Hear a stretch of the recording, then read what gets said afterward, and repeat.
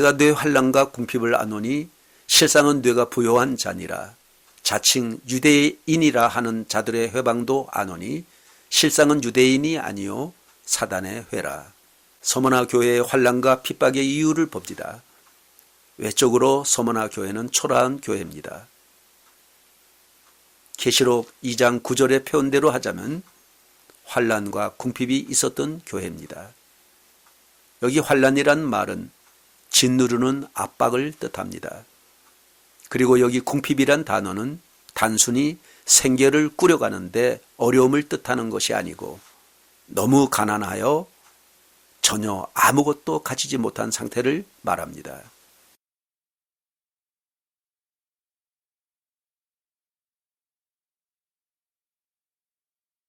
서머나 교회가 당했던 환란과 궁핍의 이유를 봅니다. 첫째, 1세기 말 도미티안 황제 시대에 황제 숭배는 합법적이고 의무적으로 시행되었습니다. 1년에 한 차례씩 로마 전 시민들은 가이사 제단 앞에 꿇어 엎드려 향을 피우며 가이사가 나의 주입니다 라고 고백해야만 했습니다. 그렇게 했을 때 사람들은 자신의 종교적 의무를 수행했다는 증서를 로마 총독으로부터 받았습니다. 이런 증서를 받았다고 합니다. 황제의 대리자 세레노스와 헐마스는 그대가 제사 드리는 것을 목격했노라. 몇 년, 몇 월, 며칠 로마 시민이라면 누구나 이런 제사를 드리고 증서를 발급받아야만 했습니다. 황제 숭배 거절죄가 있었다고 합니다. 황제 숭배를 거절했을 때 모든 권리를 박탈당하고 생계마저도 어려움을 당했다고 합니다. 서머나 사람들은 로마에 대한 충성심이 남보다 각별했습니다. 로마가 어려워도 서머나 사람들은 신의를 지켜서 로마를 돕고 로마에 충성했습니다. 로마 군인들에게 관심이 많고 로마에 대해서 우호적이고 매우 협조적이었습니다. AD 26년에 티베리우스 황제의 신전을 건립할 때 제일 먼저 황제 숭배를 한 곳이 서머나입니다. 황제 숭배를 우상이라고 경배를 안 하는 그리스도인들을 보니까 질서를 어기고 반대했다는 것으로 낙인이 찍혀서 사고 파는 매매가 안 됩니다. 재산도 다 몰수당합니다. 하루아침에 아무것도 없는 거지 신세가 됩니다. 로마의 그 유명한 키케로라는 정치가는 우리의 가장 신실하고 가장 오랜 동맹국 가운데 하나라고 했습니다. 그들이 겪었던 또 다른 종류의 압력은 이교도의 신들과 여신들을 숭배해야 한다는 압력이었습니다. 서머나는 많은 종교를 가지고 있는 도시였습니다. 황제 숭배 외에도 많은 신들과 여신이 있었습니다. 서머나의 사회생활의 대부분은 이교도 숭배를 중심으로 전개되었습니다. 기독교인들은 참여를 거부하니 반사회적 엘리트주의자로 여겨졌습니다. 오, 너는 우리에게 적이다. 우리의 신들에게 제사할 수 없다. 그래서 그들은 그것을 위해 박해를 받았습니다. 상인 길드 조합은 거의가 이교도와 연결되어 있습니다. 이렇게 해서 상인 길드 조합에 가입이 되지 않으니 자연히 서머나 교회는 가난하고 궁핍할 수밖에 없었습니다. 또 세금 문제가 있습니다. 세금을 낼 물질도 없지만 우상 숭배자들에게 세금을 낼 수 없습니다. 주님이 말씀한 가이사의 것은 가이사에게, 하나님의 것은 하나님에게. 자칭 유대인이라 하는 자들의 비방도 알거니와 실상은 유대인이 아니요 사단의 회라. 이 서머나 교회의 환란 가운데서 우리가 눈여겨볼 수 있는 것은 유대인들의 핍박을 봅니다. 제일 앞장서서 교인들을 박해했던 사람들이 유대인들이었습니다. 유대인들이 이교도들과 함께 폴리카비 화형당할 때 땔감을 준비했는데 그날은 안식일이었다고 합니다. 또 그 자리에는 헤롯 왕의 친척도 있었다고 합니다. 유대인들은 타다 남은 순교자들의 시체를 가져가지 못하도록 막기도 했습니다. 서머나 교회의 그리스도인들을 비참하게 만든 장보인들은 다른 사람이 아닌 바로 유대인들입니다. 엎친 데 덮친 데 유대인까지 핍박에 합세했습니다. 이 유대인들은 그리스도인들을 매우 적대시했습니다. 이 유대인들이 로마 법정에 서머나 그리스도인들을 고발했습니다. 유대인들의 박해가 심했습니다. 가장 극렬한 적대심을 나타냈던 사람들은 바로 로마가 아닌 유대인들이었습니다. 화형 때 그들이 선두에 나서서 땔감을 준비하고 앞장섰습니다. 그날이 안식일이었는데도 그렇습니다. 유대인들은 타다 남은 순교자들의 시체를 가져가지 못하도록 방해하고 막기도 했습니다. 이들은 자칭 유대인이라고 하지만 실상은 가짜 유대인입니다. 그래서 주님은 저들을 향해 사단의 회라고 말했습니다. 그들은 하나님을 향한 마음이 없었습니다. 그들은 하나님을 사랑하지 않았습니다. 그들은 예수 그리스도를 멸시하고 미워했습니다. 그들은 육체적 아브라함의 후손입니다. 육체의 할례를 주장하는 사람들입니다. 그들은 그리스도인들이 주님의 만찬에 참여하고 그리스도의 몸을 먹고 피를 마셔서 식인종들의 풍습을 실천한다고 말했습니다. 그래서 그리스도인은 식인종이다. 그들은 신성한 키스로 서로 인사를 나누고 있기 때문에 부도덕한 일을 했다고 비난했습니다. 이 같은 일들을 유대인들이 계속했습니다. 그들은 가능한 모든 것을 만들어 가지고 정부에 고발해서 그리스도인들을 박해했습니다. 그리스도인들은 유대교와 다른 부류이며 로마가 추구하는 세계 평화를 파괴하고 있고 더욱이 황제 숭배를 거부하는 자들이라고 고소했습니다. 그들은 사단의 회당이었습니다. 왜냐하면 그들은 교회를 공격했기 때문입니다. 그들은 사단의 뜻을 행하고 하나님의 뜻은 하지 않았습니다. 유대인들은 폴리캅을 향해서 이 사람은 아시아의 스승이요 그리스도인들의 아버지로서 우리의 신들을 넘어뜨리는 자요 많은 사람들에게 제사를 드리거나 신들에게 예배하지 말라고 가르쳐온 장본인이다. 그렇게 말했던 사람들입니다. 유대인의 회당은 주님의 회당이라는 공식적인 명칭이 있었지만 그들은 너무 빗나갔기 때문에 더 이상 하나님의 집이 아니라 악마의 소굴이 되었기에 주님이 사단의 회라고 말씀하신 것입니다. 그리스도인에 대한 증오심은 유대인들에게 날이 갈수록 더 심해서 세계 도처에서 그리스도인들을 핍박하고 반대해서 박해하는 데 앞장섰습니다. 서머나 교회의 환난과 핍박의 이유가 유대인의 적개심으로 일어났습니다. 약한 그리스도인들을 약탈했습니다. 그리스도인들을 향해 유대인들의 비방과 적대심, 고발, 핍박이 심했습니다. 서머나에 유대 상인들이 많았는데 그리스도인들 때문에 장사에 지장이 많았다고 합니다. 당시 항구 도시로서 유명했던 서머나였는데 로마 관광객들이 많이 오는 지역인데 이렇게 화려한 도시인데 기독교인들은 절제와 고난을 가르치고 정직을 가르칩니다. 그러니 장사에 지장이 있다는 것입니다. 유대인들은 여러 가지로 기독교인들을 로마 법정에 고소했습니다. 성찬을 곡해하여 그리스도인들을 식인종이라고 비방했고 자주 모여 떡을 함께 나누는데 사랑의 애찬을 부도덕한 음탕한 모임으로 비방했습니다. 내 이름을 위하여 집이나 형제나 자매나 부모나 자식이나 전토를 벌인 자마다 여러 배를 받고 또 영생을 상속하리라는 말씀을 그리스도인은 가정을 파괴하고 가족관계를 악화시킨다고 비방했습니다. 황제를 주라고 부르기를 거부하므로 그리스도인은 잠재적 테러리스트라고 고발했습니다. 세상이 불로 멸망당할 것이라는 애언을 근거로 그리스도인은 방화범들이라고 했습니다. 기독교인들은 부도덕한 자들이다. 동굴 속에 숨어서 지폐를 가지고 있는 것을 보고 남녀가 모여 음행한다. 기독교인은 불의한 자들이다. 성찬식에서 살과 피를 먹는다는 말을 하는 것을 보고 자식을 잡아먹는다. 그렇게 신고했습니다. 그리스도인들이 방화범이라고 한 유대인의 그 말대로 나중 네로 황제는 노마 시를 불태우고 나서 그것을 그리스도인들에게 다 돌렸습니다.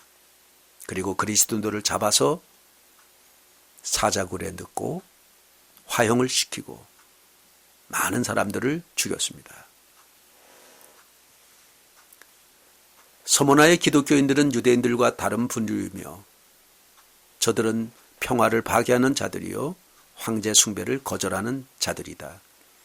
황제 숭배를 거부하는 자들이라고 고소하기 시작했습니다. 그리스도인들은 길르라는 상인 조합 회원 자격이 없어서 힘든 생계를 이어가야만 했습니다. 그들의 가사는 대부분 다 빼앗겼고 약탈당했습니다. 히브리서 기자가 얘기하듯이 너희가 갇힌 자를 동정하고 너희 산업이 빼앗긴 것도 기쁘게 당한 것은 더 낫고 영구한 산업이 있는 줄 알미라고 한 말씀 참 마음에 새겨집니다.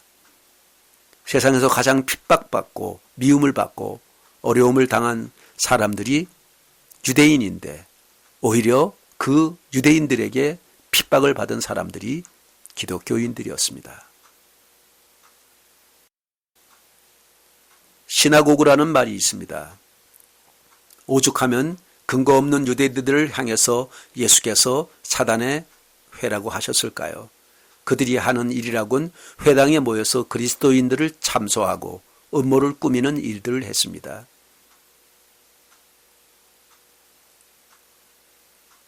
이 회당은 헬라어로 시나고그입니다. 신약에서 유대인들을 시나고그라고 불렀습니다.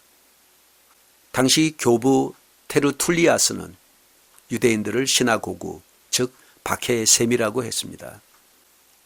고린도후서 1장 3절에서 5절에 찬송하리로다. 그는 우리 주 예수 그리스도의 하나님이시요 자비의 아버지시요 모든 위로의 하나님이 우리의 모든 환난 중에서 우리를 위로하사 우리로 하여금 하나님께 받는 위로로서 모든 환난 중 그리스도의 고난이 우리에게 넘친 것 같이 우리가 받는 위로도 그리스도로 말미암아 넘치는도다. 내가 내 환난과 궁핍을 아노니 실상은 내가 부요한 자니라. 서머나의 성도는 은혜와 믿음에 부요한 자였습니다. 성경에 부자가 참고 짓겠다. 재산 때문에 걱정과 근심으로 삽니다. 잠도 잘 못 잡니다. 물질 때문에 염려와 걱정하는 부자는 영적으로 빈곤한 자이지만 물질에는 가난해도 영적으로는 부요한 서머나 교회였습니다. 서머나 교회와 라오디게아 교회는 정반대입니다. 서머나 교회는 영적으로 주님의 칭찬을 듣는 부자입니다. 반대로 라오디게아 교회는 육신으로는 없는 것 없이 다 가지고 있는데 영적으로는 가난한 교회였습니다.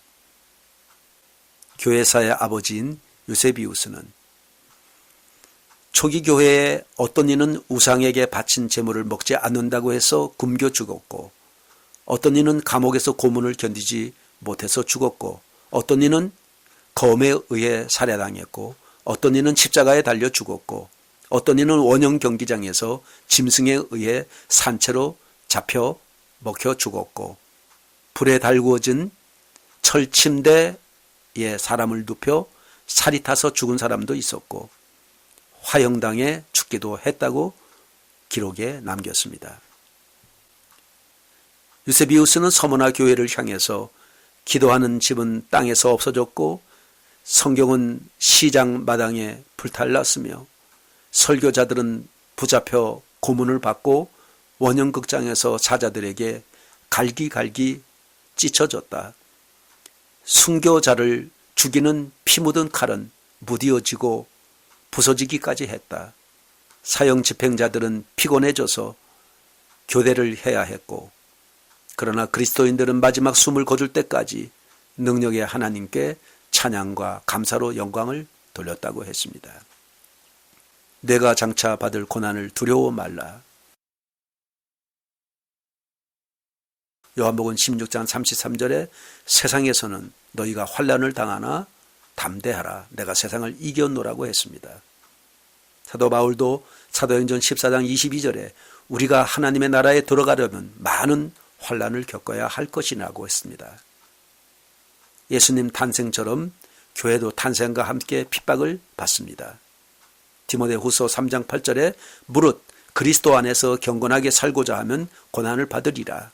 초대교회가 형성된 후부터 지금까지 7천만 명 정도의 신앙인들이 예수님을 위하여 순교를 당했다고 합니다. 공개적으로 순교된 사람들만 헤아려도 이 정도니 비공개적으로 순교당한 자들까지 세자면 1억 명이 좋게 넘을 것입니다. 로마 황제들이 기독교를 핍박한 것을 보면 1세기 때는 네로 황제나 도미티안 황제의 핍박은 비조직적이었습니다. 그러나 서머나 교회 시대인 2세기 때는 조직적이고 광범위하게 핍박을 했습니다. 2세기에서 3세기에는 기독교 박해에 가담하지 않은 황제가 거의 없을 정도입니다. 2세기에서 3세기 거의 200년 동안 조직적이고 광범위하게 핍박이 이루어졌습니다. 200년 동안 기독교는 엄청난 박해와 핍박을 받았습니다. 지금부터 교회를 핍박했던 로마 황제 10명을 소개합니다. 첫째, 트라이아누스 황제입니다. AD 98년에서 117년에 활동했습니다. 그는 국법을 적용하여 공식적으로 핍박한 최초의 황제입니다. 교회를 불법 잔치로 규정하고 회집을 법으로 금지하고 믿음을 포기하지 않으면 체포해서 고문을 하고 사형을 집행했습니다. 야고보를 이어 예루살렘의 감독이었던 시므온이 AD 107년에 120세의 고령으로 고문을 받은 후 못 박혀 순교했습니다. 이때 안디옥 교회의 감독이었던 이그나티우스는 AD 115년에 원형극장에서 맹수에게 던져져 순교했습니다. 이그나티우스입니다. 베드로와 사도 요한의 제자고 서머나 교회 폴리캅과 친분이 두터운 관계였습니다. 수리아 안디옥 교회의 감독으로 심호했습니다. 트라이아누스 황제 때 맹수들에게 순교당했습니다. 순교의 삶을 살고 순교를 최고의 축복으로 여겼습니다. 두 번째는 안토니우스 피우스 황제입니다. AD 138년에서 161년에 활동했습니다. 지진 등 천재지변의 원인을 기독교인들에게 돌려서 기독교인들을 핍박했습니다. 이때 교부인 저스틴 말터가 그리스도인을 옹호하는 변증서를 황제에게 올렸습니다. AD 155년에 서머나 교회의 감독이었던 폴리캅이 화형당해 순교했습니다. 셋째, 마르쿠스 아울렐리우스 황제입니다. AD 161년에서 180년에 활동했습니다. 생각해낼 수 있는 가장 혹독한 방법들을 고안해서 고문을 체계화시켰습니다. 역병과 지진, 홍수, 흉년, 가뭄, 기근 등 천재지변과 함께 게르만 민족들의 침범이 기독교인들을 관대히 다루었기 때문에 로마 신들이 진노했다고 간주해서 핍박을 고조시켰습니다. 남녀노소 할 것 없이 고문대에 끌려가 악한 행습을 했다는 거짓 자백을 받아냅니다. 그리스도교를 변형하던 교부 저스틴 말터의 상소문을 겉들어 보지도 않고 결국 AD 166년에 저스틴 말터도 순교합니다. 블란디나 소녀의 순교 이야기를 소개합니다. 고문 후에 피투성이가 된 후에도 신앙을 끝까지 고백하니까 맹수에게 던져졌습니다. 그래서 맹수들이 공격하지 않으니까 다시 불꽃챙이로 찢이고 고문한 다음 결국은 그물에 쌓여져서 황소에게 던져져 온몸이 갈기갈기 찢어져 순교했습니다. AD 177년경 블란디나는 프랑스 리옹에서 벌어진 그리스도인 대학살 사건 때 숨진 순교자 중 한 여인입니다. 당시 리옹 주교였던 성 폰시아노와 사제 성 이레네오 등도 함께 순교했습니다. 여인은 노예 출신이라 출생에 관한 기록은 어디에도 나타나 있지 않습니다. 전해 내려오는 기록은 그가 얼마나 심한 고문을 당했고 그 와중에서도 어떻게 꿋꿋하게 신앙을 지켰는지에 대한 것이 전부입니다. 프랑스의 한 귀족 가문 여주인의 몸종이었던 그는 그리스도교 신자였던 여주인의 전도로 그리스도인이 되었고 주인과 함께 감옥에 붙잡혀 옵니다.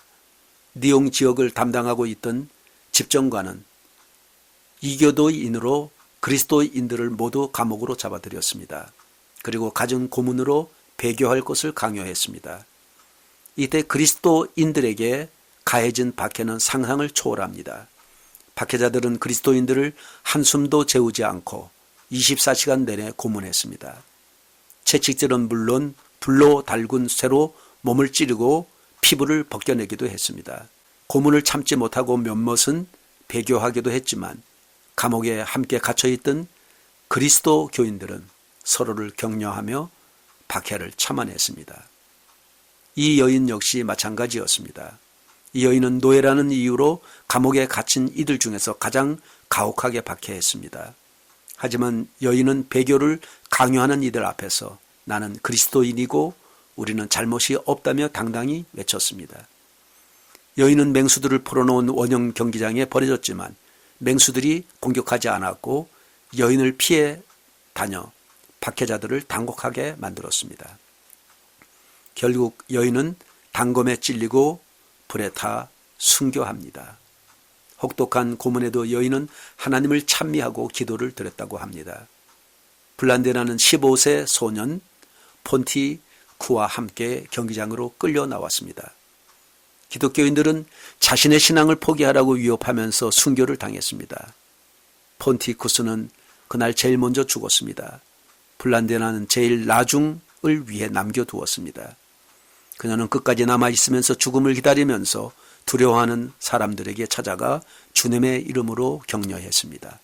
또 그리스도 앞에서 만나자고 권면했습니다. 마침내 그녀의 차례가 되었습니다. 그녀는 마치 야생동물에 의해 죽기로 되어 있는 것보다 마치 신랑을 맞이하기 위해 결혼식장으로 나아가는 듯 했습니다.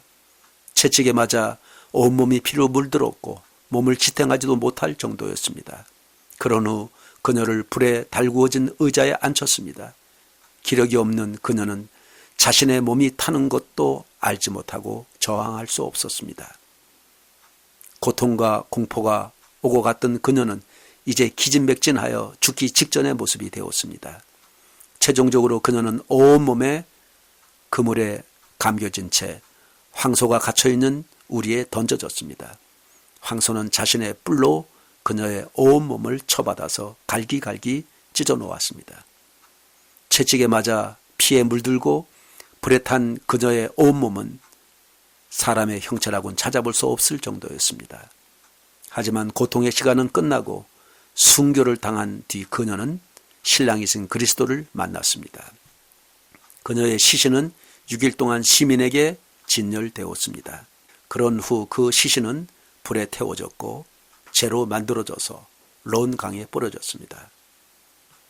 후에 그녀가 죽어가던 모습을 지켜본 그리스도인이 회상하며 말했습니다.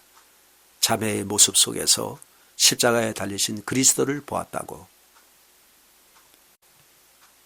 네 번째, septimius severus 황제입니다. AD 193년에서 211년에 활동했습니다. 서기 202년 칙령을 내려서 그리스도교로 개종하는 것을 법으로 금지했습니다. 202년 오리겐의 아버지 레오니더스가 알렉산드리아에서 순교했습니다. 203년 카르타고의 대핍박 때 여인들은 원형극장에서 순교당했습니다. 다섯 번째, 막시미누 스트락스 황제입니다. AD 235년에서 238년에 활동했습니다. 한 구덩이에 50명, 60명을 생매장했습니다. 노마 감독 폰티아누스와 반대 진영 지도자 히포리투스가 순교했습니다. 두 사람은 원래 서로 가깝게 지내지 않고 있던 사이인데 서로 반대자인데 우연히 순교 장소에서 만나 화해하고 용서하고 순교당했습니다. 여섯 번째 데키우스 황제입니다. AD 249년에서 251년에 활동했습니다.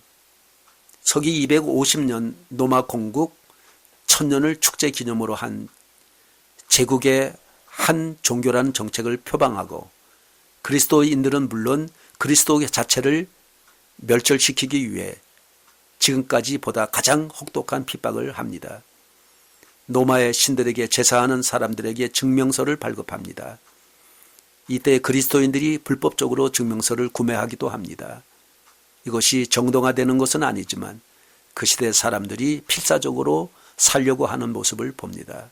이 시대가 얼마나 처절했으면 이렇게까지 해서라도 신앙생활을 하려고 하는구나 하는 것을 봅니다.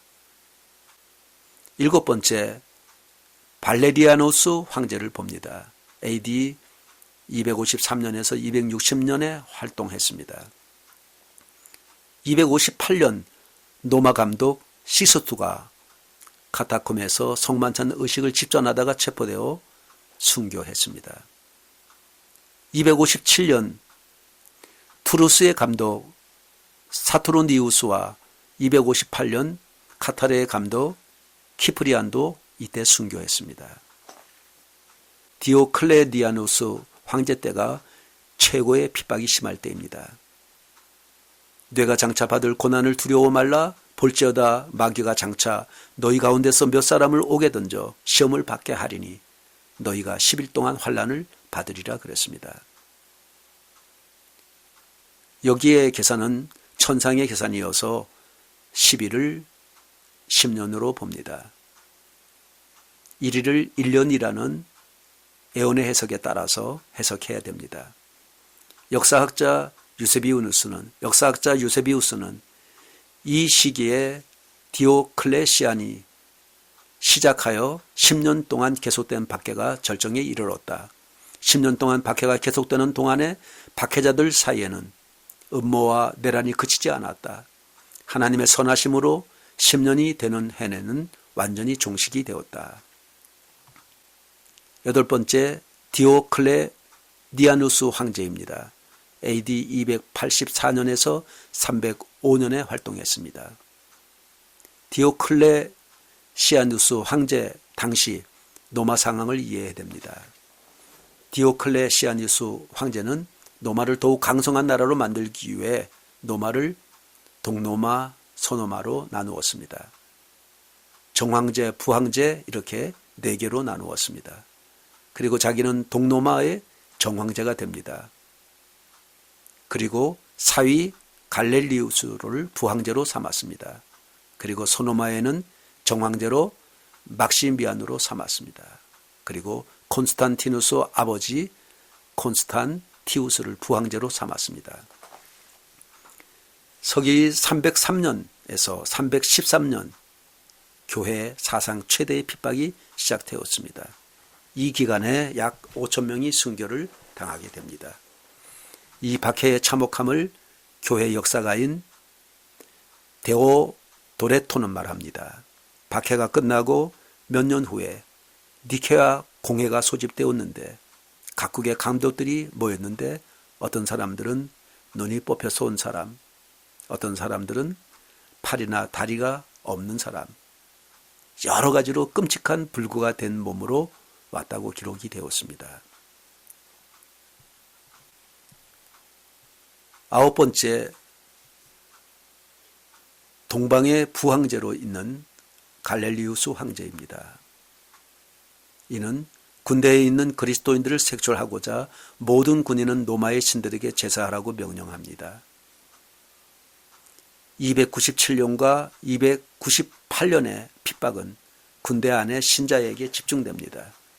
여기 초기 기독교와 로마 군대라는 책에서 그리스도인들이 신앙을 유지하기 위해서 그리스도 군인들은 비무장을 했다고 합니다.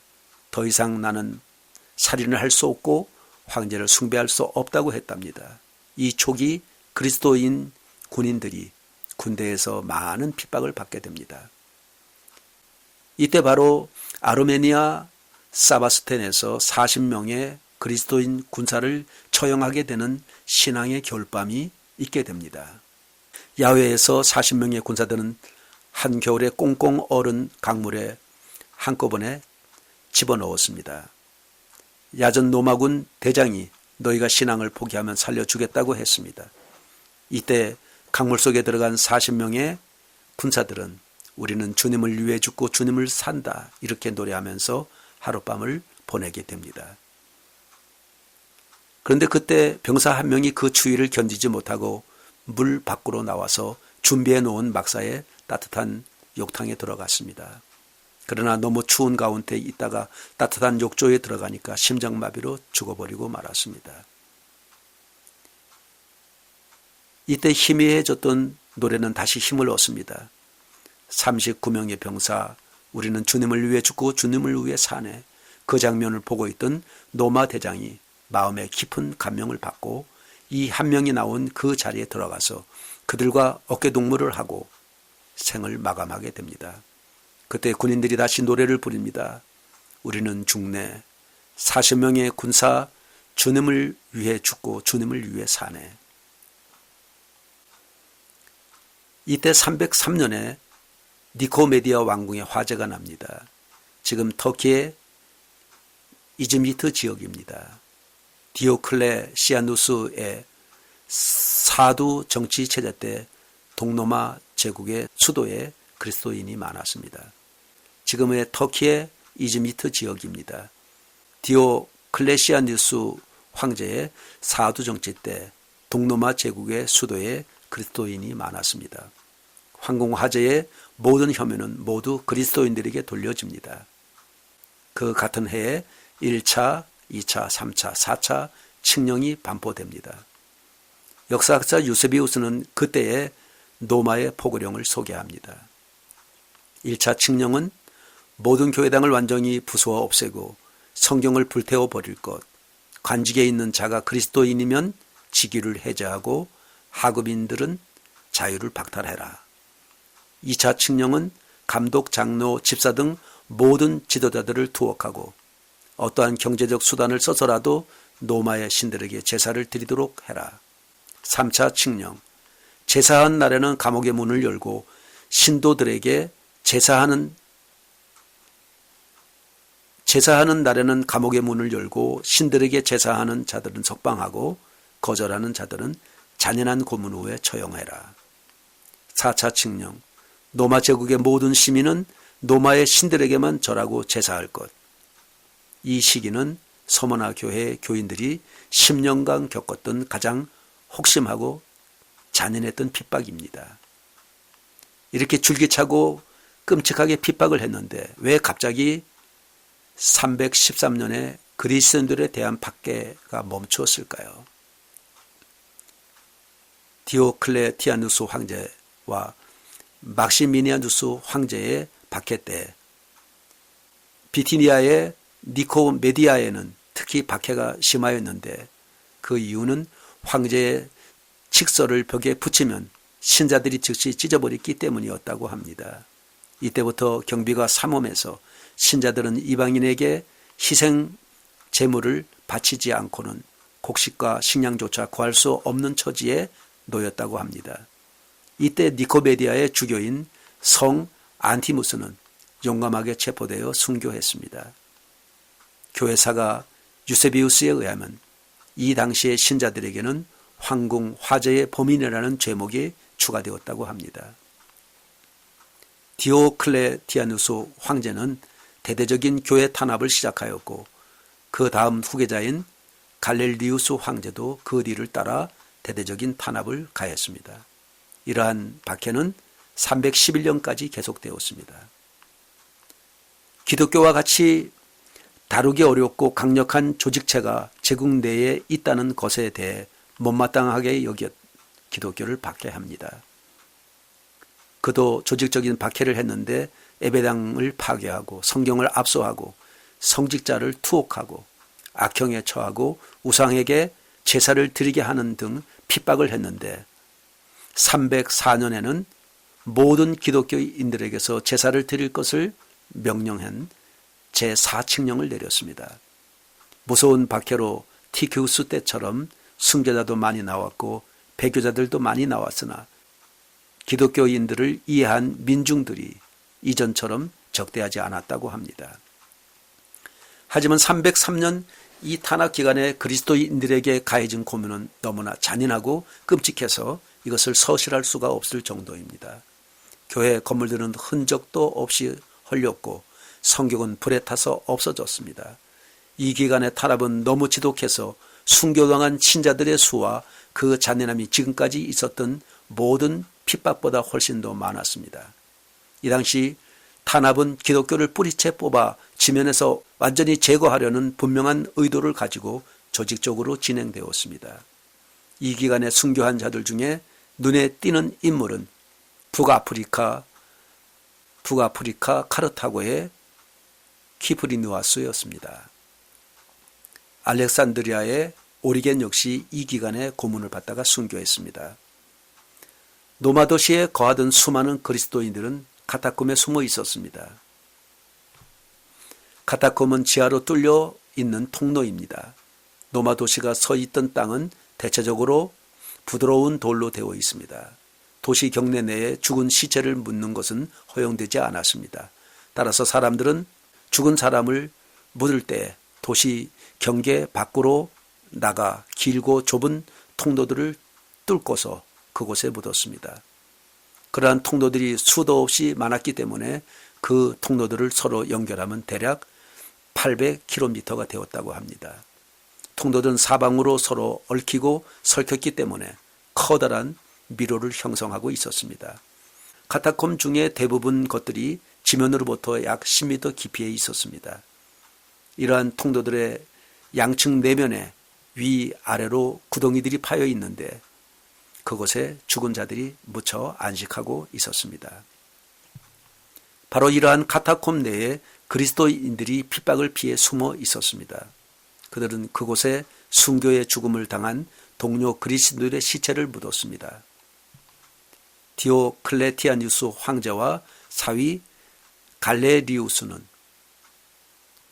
집권하에 집행된 교회 탄압은 디오클레티아누스 황제와 그의 사위 갈렐리우스 황제의 집권하에 집행된 교회 탄압은 모든 교회 탄압 가운데 가장 혹독했습니다.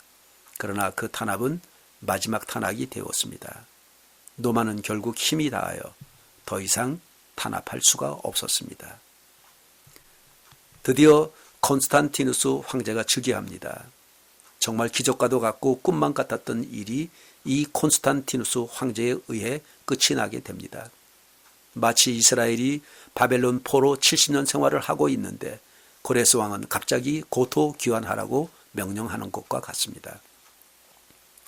노마는 동노마와 서노마로 나누어져 있었고 거기에 정황제와 부황제 2명씩이 있었습니다. 4명의 황제 체제로 있었습니다.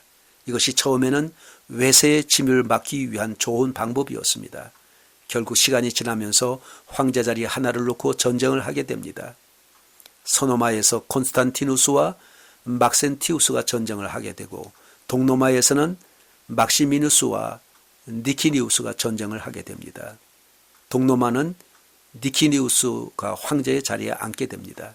서노마에서는 콘스탄티누스가 계속 지게 되고 이길 승산이 없게 됩니다. 그러던 312년 10월 27일 밀비안 다리 전투에서 밀리던 콘스탄티누스가 승리하게 됩니다. 그때 그가 어떻게 승리할 수 있었을까? 이 결정적인 전투가 있기 전에 황제에게 어떤 환상이 보였습니다. 하늘에 나타난 어떤 불붙는 광채와 함께 십자가가 나타났습니다. 이 표시로 승리하리라라는 글씨가 나타났습니다. 키로라는 상징을 보게 됩니다. 이 상징은 그리스어로 십자가를 뜻하는 크리스투스의 첫 두 글자였습니다. 이것이 바로 라틴어로 라바룸, 그리스도, 크리와 토스를 합한 그리스도입니다. 이 라바룸으로 칼과 깃발을 만들어서 전쟁에 승리하게 됩니다. 나중 콘스탄티누스 황제는 기독교로 개종하게 됩니다. 어머니가 그리스도인입니다. 어머니 헬라나의 기도가 컸습니다. 소노마 황제 콘스탄티누스와 동로마 황제인 니키디우스는 로마의 밀라노에서 만나게 됩니다. 세계 역사상 유례없는 최초의 기독교와 모든 종교의 자유를 허락한다는 그 유명한 밀라노 칙령을 발표하게 됩니다. 모든 종교에 대한 자유입니다. 꿈만 같은 일이 일어났습니다. 교회의 엄청난 사건입니다. 유배되었던 교회 지도자들이 돌아오게 됩니다. 몰수되었던 재산들은 모두 다 돌려받게 됩니다. 파괴되었던 많은 교회 건물들은 다 재정비됩니다. 그리고 392년에 그리스도교가 로마 제국의 국교가 됩니다. 그리고 무시당하고 멸시와 모욕을 받았던 목회자들이 권좌에 오르게 됩니다. 오히려 기독교가 거꾸로 다른 종교를 핍박하는 기상천외한 시대의 막이 오르게 됩니다. 이 라바룸 교실은 현재 로마 카톨릭에서 사용하고 있습니다. 로마가 멸망한 것이 아니라 옷만 바꾸어 입고 오늘날 카톨릭으로 바티칸의 교황으로 남아 있습니다. 니케아 공의는 콘스탄티누스 황제가 직접 소집했습니다. AD 325년 5월 20일 현 터키의 이즈니크 니케아에서 있게 됩니다. 콘스탄티누스 황제 별관에서 318명이 참석하여 회의가 열렸습니다. 의제는 부활절, 삼위일체 문제와 아리우스파를 이단으로 정죄하게 됩니다. 내가 죽도록 충성하라. 그리하면 내가 생명의 면류관을 내게 주리라. 이런 서머나 교회를 향해서 주님은 죽도록 충성하라고 명령하셨습니다. 충성하다는 말은 신실하다는 의미이고 쉽게 말해서 약속을 잘 지킨다는 말입니다. 한번 하나님과 사람들에게 서약한 것을 초지일간 지키겠다는 의미입니다. 서머나 교인들은 목숨의 위협 앞에 감옥에 갇히는 생활 상황 속에서 물질적 가난과 궁핍의 고통 아래서 신실함을 저버릴 만한 유혹 앞에서 직면해 있었습니다. 그들에게 주님께서 죽도록 충성하라고 명령하십니다. 끝까지 충성하기로 결단하고 실행에 옮기기만 하면 주님은 능히 환경을 이길 수 있는 하늘의 능력을 부여해 주신다는 것입니다. 끝까지 충성하려는 자에게 충성할 수 있도록 만들어 주시는 주님이십니다. 그에게 그래서 두려워 말라고 하십니다. 여기서 면류관은 스테파노스인데 이것은 승리자가 쓰는 면류관입니다. 성경에는 금면류관, 의의 면류관, 영광의 면류관 등이 나옵니다. 이러한 면류관은 승리자가 쓰는 것입니다. 이 월계관에 스테파노스라는 단어가 썼습니다.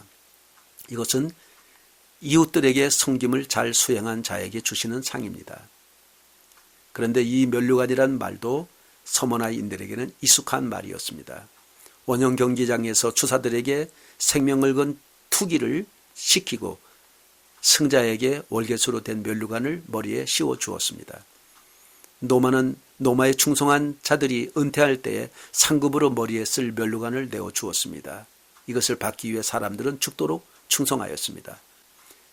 서머나의 파고스 언덕은 서머나의 면류관이라고 불리기도 했습니다. 내가 죽도록 충성하라. 그리하면 내가 생명의 면류관을 주리라. 주님은 죽음보다도 강한 믿음을 우리에게 제공해 주십니다. 서머나 교회의 충성은 죽기까지입니다. 그러나 현재 각 형장서 충성하는 것은 적은 것을 가지고 최선을 다하고 연약하고 나약하지만 가진 자들보다 더욱 충성하면 됩니다. 여기서 얘기하는 생명의 면류관은 승리하는 자가 받는 것임을 잊지 말아야 됩니다. 시험을 참는 자는 복이 있나니 이런 시련을 견디어낸 자는 주께서 자기를 사랑하시는 자들에게 약속하신 생명의 면류관을 얻을 것이기 때문이라고 말씀했습니다. 귀 있는 자는 성령이 교회들에게 하시는 말씀을 들을지어다. 이기는 그에게는 둘째 사망의 해를 받지 아니하리라. 귀란 성령이 하시는 말씀을 듣는 귀를 뜻합니다. 하나님의 말씀을 알아듣는 귀가 있는 자는 많지 않습니다. 더구나 마지막 때에는 사람들이 바른 교훈을 받지 아니하며 귀가 가리워져서 자기의 사욕을 쫓을 스승을 많이 두고 또 그 길을 진리에서 돌이켜 허탄한 이야기를 쫓아 이 예언의 말씀을 들으려 하지 않는다고 그랬습니다. 그러므로 귀 있는 자는 들으라고 말씀하십니다. 요한계시록에서 7교회에 보낸 편지의 결구로 반복되었습니다. 성령으로 할례받은 자의 귀만이 들을 수 있다는 것입니다. 첫째 사망은 모든 사람이 애 없이 당해야만 하는 사망입니다.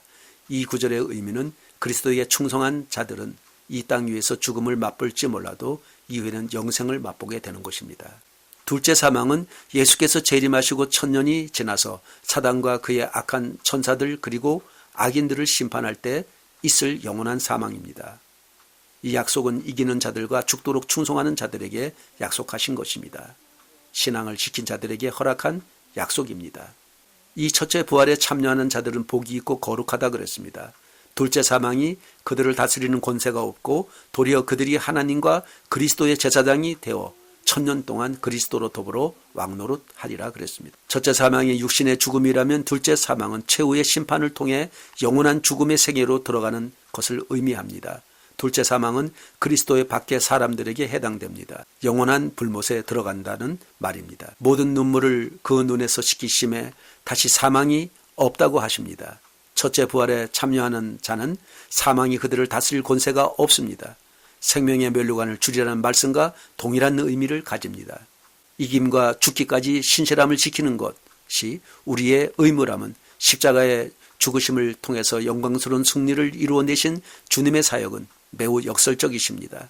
요한계시록은 택한 백성들에게는 사랑의 연서지만 불신자 곧 믿지 않는 자들에게는 심판의 경고의 메시지입니다. 이기는 자 곧 죽도록 충성하여 생명의 면류관을 쓰는 자들은 어떻게 됩니까? 그들은 한 번 죽을 뿐입니다. 그들은 첫째 부활에 참여하기 때문에 둘째 사망의 해를 결코 받지 아니할 것입니다.